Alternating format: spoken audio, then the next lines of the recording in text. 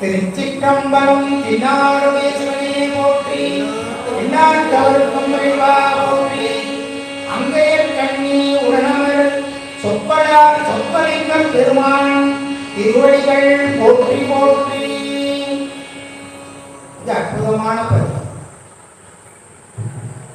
நம்மெல்லாம் இறைவனை உணர வேண்டும் என்று சொன்னால் நமக்கு அந்த ஞானம் கிடையாது. நமக்கு நிறைய ஞானம் இருக்கு. இந்த உலகத்துல என்னென்ன பொருள்கள் இருக்கோ அத்தனைக்கும் உயர்ந்த ஞானம் நம்ம எல்லாத்தையும் கட்டுவோம். அதே மாதிரி நமக்கு உறவுகள்லாம் நிறைய தேவை. இதுக்கு பசு ஞானம்னு பேர். இந்த உறவுகளோடு இருக்கக்கூடிய ஞானங்கள்லாம் நிறைய. ஆனா இந்த பதிஞானம் அது ரொம்ப ரொம்ப ரொம்ப ஜீரோ லெவல். இந்த பதிஞானம் நமக்கு கிடைக்க வேண்டும் என்று சொன்னால் இந்த 12 திருமுறைகளை தவிர வேற வழி கிடையாது.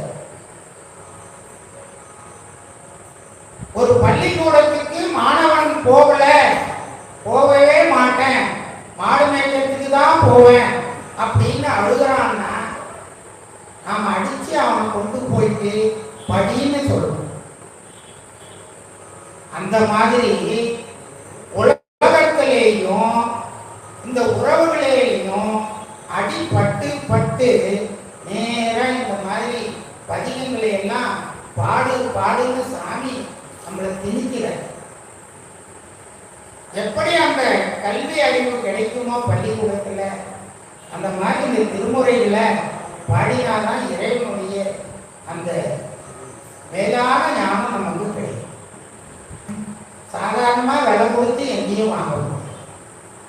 ஐயா என்கிட்ட 1 கோடி ரூபாய் பணம் இருக்கு, நான் கோயிலுக்கெல்லாம் வரமாட்டேன், அந்த பக்கமே என்னை கூப்பிட்டாரு, காசு வேணுமா கொடுக்குறேன், அவ்வளவுதான் சொல்லுவேன். ஆனா காசை கொடுத்து இந்த பரிஞானத்தை வாங்க முடியும். ஒரு அன்பர் சொன்னார்,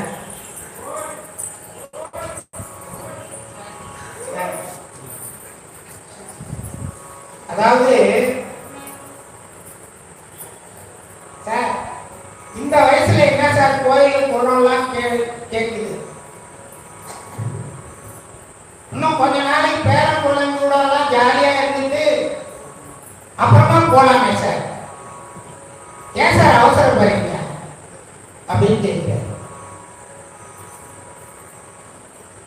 சரி, பேரன் பிள்ளைங்கள்லாம் கல்யாணம் பண்ணியாச்சு, அப்ப கோயிலுக்கு வாங்கன்னு கூப்பிட்டா சார் இந்த உடம்புல முடியல சார், முட்டி வலி, தலை சுத்தல், பிபி, சுகர், டாக்டர் நடக்க வேணாம்னு சொல்லிட்டாரு சார், இதுக்கப்புறம் எங்க நாம கோயிலுக்கு போறோம்?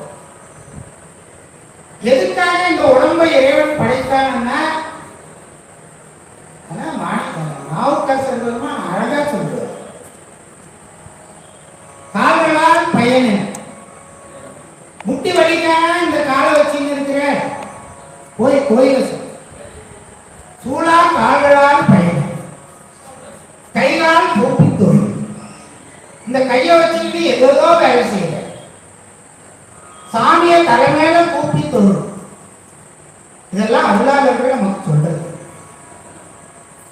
அப்படி இந்த தொண்டு நெறியினை நமக்கு இந்த உலகத்தின் வாயிலாக இறைவனை அடைய வேண்டும் என்பது நம்முடைய 63 நாயன்மாருடைய ஒரு நெறியாக இருந்தது. அதை தொடர்ந்து நேரம் கம்மியா இருக்கு. புகழ்ச்சோழ நாயனாருடைய குரு பூஜை இந்த மாதம் நடைபெற்று முடிந்தது. இந்த புகழ்ச்சோழ நாயனார் உறையூர் என்று சொல்லக்கூடிய அந்த இடத்திலே ஆட்சி செய்து வருகிறார். கருவூரை தலைமையிடமாக கொண்டு ஆட்சி செய்து வருகிறார். அப்படி வருகின்ற பொழுது இந்த குறுநில மன்னர்கள் எல்லாம் அந்த திரை வரி என்று சொல்லக்கூடிய அதை செலுத்துவதற்காக கரூரிலே வருகிறார்கள். அப்பொழுது இந்த போர் சோழனார் அந்த அத்தானி மண்டபத்திலே எழுந்தருளி அந்த திரைகளையும் வரிகளையும் அந்த அரசர்கள் கொடுப்பதை எல்லாம் வாங்கி மகிழ்கிறார். அப்பொழுது அமைச்சரிடத்திலே கேட்கிறார், இந்த திரையையும் வரியையும் செலுத்தாத மன்னர்கள் யாராவது இருக்கிறார்களா என்று கேட்கின்ற பொழுது மன்னர்கள் அந்த பட்டியலை பார்த்து, ஒரு மன்னன் இருக்கிறான், அவன் காடவர்கோன் என்று சொல்லக்கூடிய அந்த மலை பகுதியிலே இருக்கக்கூடியவன், மலைப்பகுதியிலே கோட்டை அமைத்து ஆட்சி செய்கிறவன், அவன் இந்த திரையை வரியெல்லாம் கொடுக்கவில்லை என்று சொன்ன உடனே அமைச்சரிடத்திலே ஒரு ஆணை பிறப்பிக்கிறார். அனைவரும் சென்று அவனை போரிட்டு அவனை கைது செய்து இங்கே கொண்டு வார்கள். நேர படைகள்லாம் போகுது.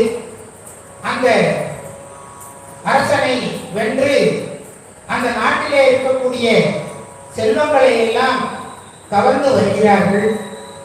அப்பொழுது அந்த போரிலே துண்டுபட்ட அந்த தலைகளை எல்லாம் கொண்டாந்து சாமியின் அந்த மன்னனிடத்திலே காட்டுகிறார்கள். மன்னன் ஆய்வு செய்கிறான், யார் யார் இறந்தார்கள் என்று ஆய்வு செய்கின்ற பொழுது ஒரு ஜடாமுடியும் திருநீரும் உத்ராட்சம் அணிந்த ஒரு சிவனடியாரை அந்த தலையை பார்க்கிறார்.